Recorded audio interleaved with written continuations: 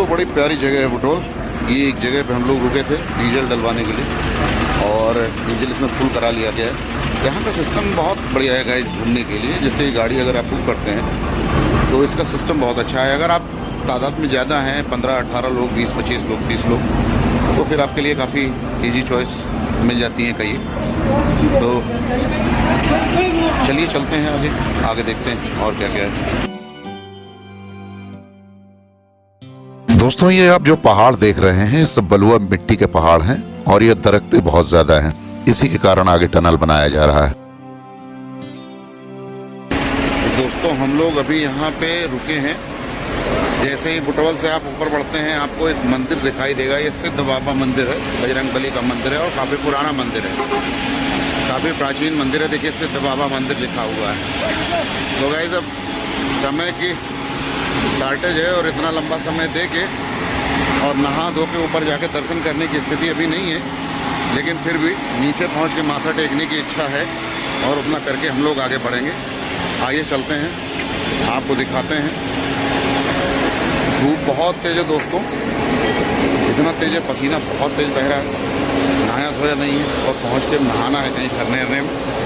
तो चलिए सिद्ध बाबा की जय बोलते हुए हम माथा टेकते हैं और फिर आपको आगे लेके चलते हैं, दिखाते हैं।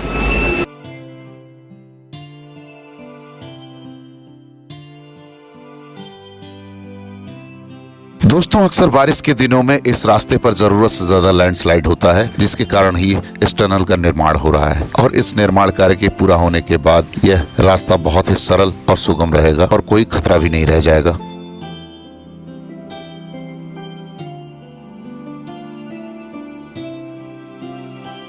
और लगातार आगे बढ़ते हुए हमारा काफिला इन ऊंचे ऊंचे पहाड़ियों के बीच से गुजरता चला जा रहा था और इन ऊंचे ऊंचे पहाड़ों की तरफ आगे बढ़ते हुए रोमांच और डर का मिश्रित अनुभव मिल रहा था।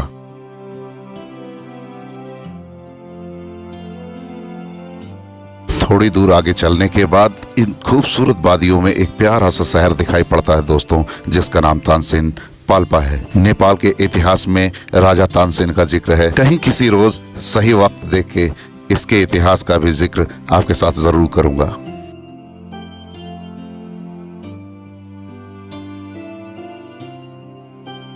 बस की खिड़कियों से बाहर झांकते हुए यदि यह मंत्र मुग्ध कर देने वाले दृश्य दिख रहे थे तो बस के अंदर की मस्ती भी अपने चरम पर थी।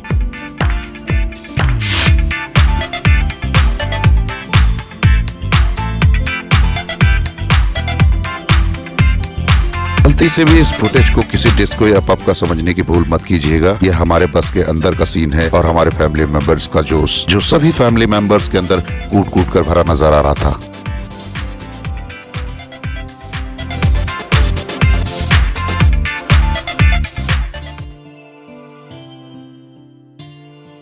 हमारा काफिला लगातार इन खूबसूरत वादियों में आगे बढ़ता चला जा रहा था और इसी दौरान हमें नजर आता है नेपाल के इतिहास के प्रेम का प्रतीक रानी महल।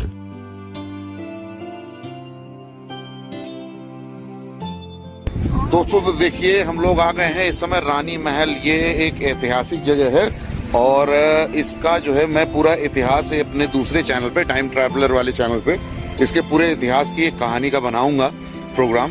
तो उसका लिंक मैं जो है इसी वीडियो के डिस्क्रिप्शन में डाल दूंगा, तो आप वहां से उसको देख सकते हैं। और ये एक ऐतिहासिक जगह है और काफ़ी पुरानी ऐतिहासिक जगह है। ये इमारत देख के ही आप अंदाज़ा लगा पा रहे होंगे कि काफ़ी ऐतिहासिक जगह है।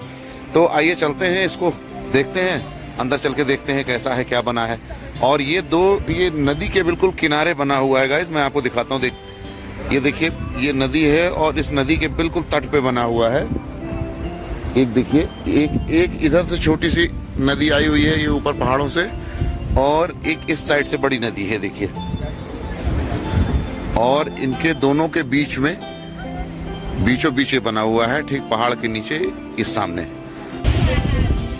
दोस्तों ऐसे जंगलों और पहाड़ों के बीचों बीच में इतना बेहतरीन ये निर्माण और एक प्राचीन निर्माण इतना भव्य बना हुआ है ऐसे जंगलों और पहाड़ों के बीच में, ये बड़ी ताज्जुब की बात है। आइए चलते हैं आगे और आपको दिखाते हैं क्या है। दोस्तों ये रानी महल एक प्राचीन समय का नेपाल में राजाओं का एक प्रेम का प्रतीक है। जिस तरह अपने यहाँ ताजमहल के लिए बोला जाता है कि प्रेम का प्रतीक है। इसी तरीके से रानी महल भी एक प्रेम का प्रतीक माना गया है। बाकी इसकी पूरी डिटेल कहानी क्या है वो मैंने आपको बताया कि मैं इस ब्लॉग के डिस्क्रिप्शन में उस पूरे प्रोग्राम का लिंक डाल दूंगा, तो प्लीज़ वहाँ देखिएगा इस कहानी को, तो ज़्यादा आपको डिटेल में समझ में आएगा। तो गाइस अब देखिए हम लोग रानी महल पहुँच गए हैं और यहाँ का जो नज़ारा है दोस्तों अल्टीमेट है एकदम, मतलब बिल्कुल जन्नत है गाइस। आइए मैं आपको दिखाता हूँ, जरा गौर से देखिए।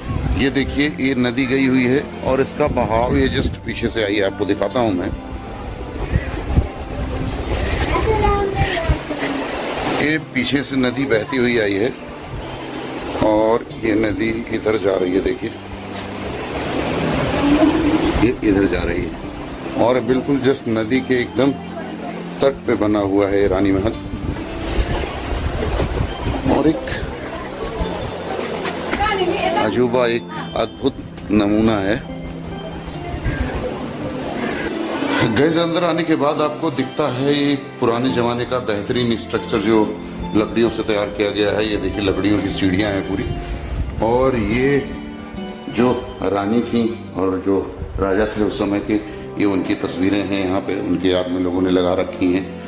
तो इतिहास का कुछ तथ्य जुड़ा है इन लोगों की प्रेम कहानी के साथ। ऊपर की तरफ चल कर देखते हैं, ऊपर की तरफ कहाँ है क्या है।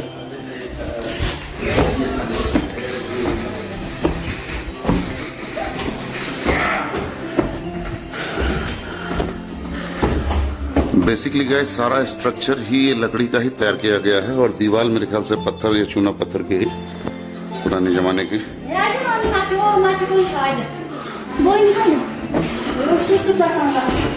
देखिए लकड़ी की सीढ़ियाँ सैकड़ों साल पहले बनी हुई 2 मंजिला 3 मंजिला इतनी भव्य इमारत, और आज भी देखिए ये पत्थरों के टाइल्स इतने प्यारे प्यारे, ये किस सदी किस जमाने के।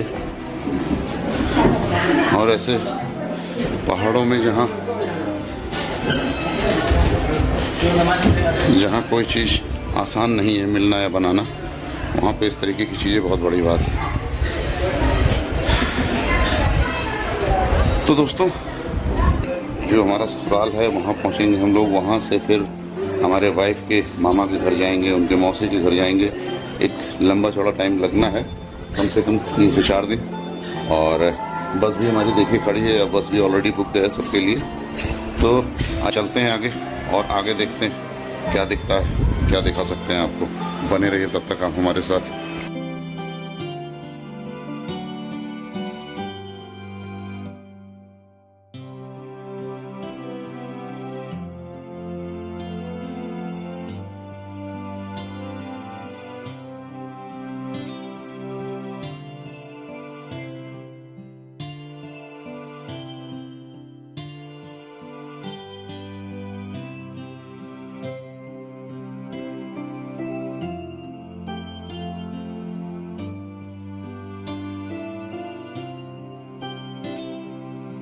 तो दोस्तों यदि आप रानी महल घूमना चाहते हैं तो बुटवल से 2.5-3 घंटे की दूरी पर ही रानी महल स्थित है, जहां आप आके घूम के वापस बुटवल जा भी सकते हैं। और यदि आप फैमिली के साथ इस जगह पे एक आध दिन ठहर के इन खूबसूरत वादियों का आनंद लेना चाहते हैं तो इसकी भी सारी सुविधाएं यहाँ उपलब्ध हैं।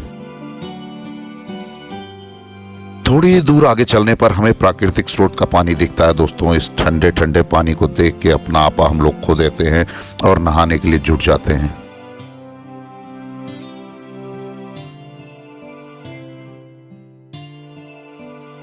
तो गाइस हम लोगों ने बाकायदा झरने में नहा धो भी लिया और चले जा रहे थे, लेकिन एक बड़ा दुर्भाग्यपूर्ण घटना है। देखिए रास्ते में ये सड़क बना रहा है और ये हम लोगों को रोके है आधे घंटे से। कब यहाँ से फुर्सत देगा, शाम भी हो रही है और हम लोग अभी घर पहुँचने में 2-2.5 घंटे और हम लोगों को लगेंगे। तो दोस्तों लग रहा है काफ़ी रात हो जाएगी पहुँचते पहुँचते, और आज का जो है जर्नी थोड़ा सा अटपटाई होने वाला है। और दोस्तों अगर आपको लग रहा है कि पहाड़ की इन ठंडी वादियों में आके सबका जोश ठंडा पड़ गया होगा, तो ऐसा बिल्कुल नहीं है। बल्कि अब तो ये सिचुएशन है कि जो सो रहा है उसको घसीट घसीट के उठा के अपने साथ नचाया जा रहा है।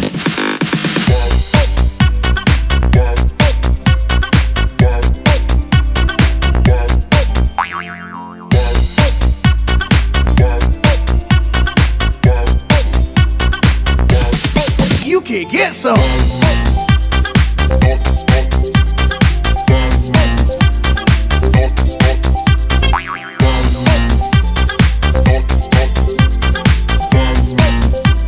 लगातार घंटों मस्ती में नाचने के बाद भी अभी भी जोश बरकरार है और हाथ पैर थक गए हैं। पर देखिए इस बच्चे को लगातार खड़े खड़े हिल रहा है धीरे धीरे, लेकिन बैठ नहीं रहा है।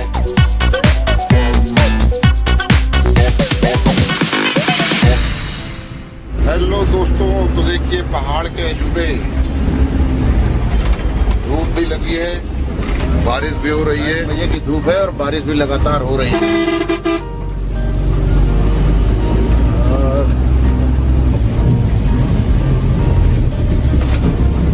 कोई बस अड्डा है, यहाँ हम लोग पहुंचे हैं अभी। हरजांग बोल के नाम है।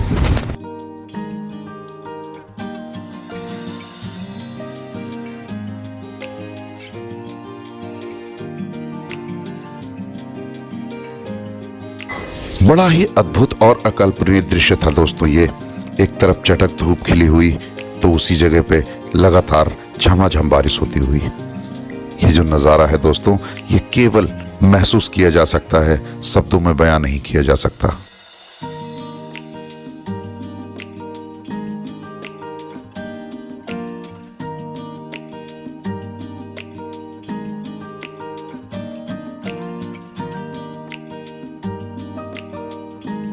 न जाने कौन सी दुनिया है दोस्तों ये, कुछ कुछ जन्नत सा।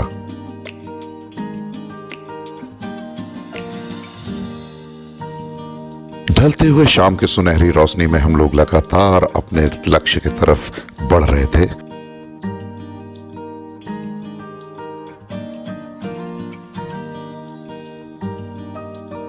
दोस्तों तो हम लोग अब पहुंच गए तमघास मार्केट। तमघास डिस्ट्रिक्ट मुख्यालय है इस एरिया का।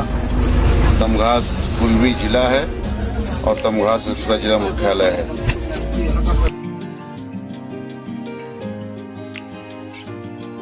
कुछ तो खास था इन हवाओं में, इन वादियों में, इन फिजाओं में। न जाने क्यों सब कुछ बहुत अच्छा सा लग रहा था।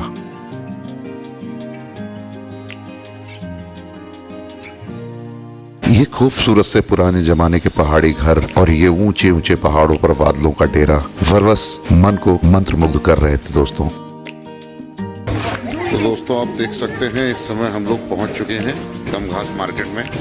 अब हमें यहाँ भी नहीं टिकना है। यहाँ से लगभग 25-30 किलोमीटर है ससुराल हमारा, लेकिन चूंकि पहाड़ी रास्ता है तो कम से कम 1 से 1.5 घंटा लगेगा यहाँ से पहुँचने में भी।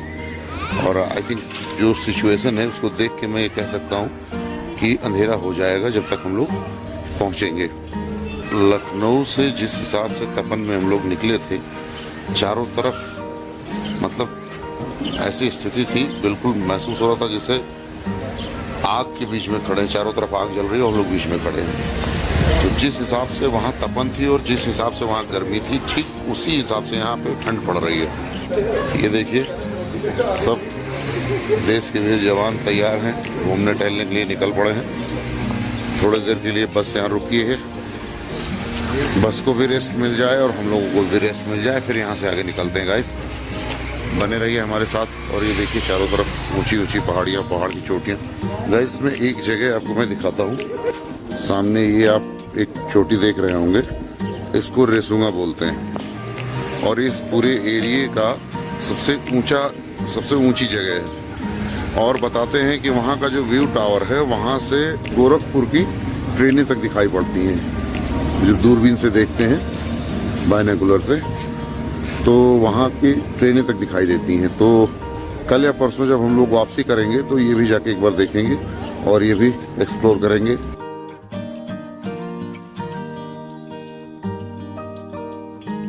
जहां एक तरफ हम जहां से चले थे वहां एक बूंद भी बारिश की देखने को नहीं मिली थी, वहीं इस यात्रा के दौरान हमारे रास्ते में कम से कम 4 बार बारिश से हमारा सामना हुआ।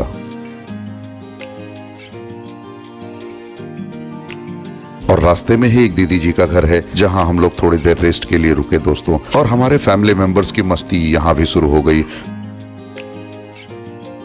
और साथ ही इन बहनों का भरत मिलाप भी।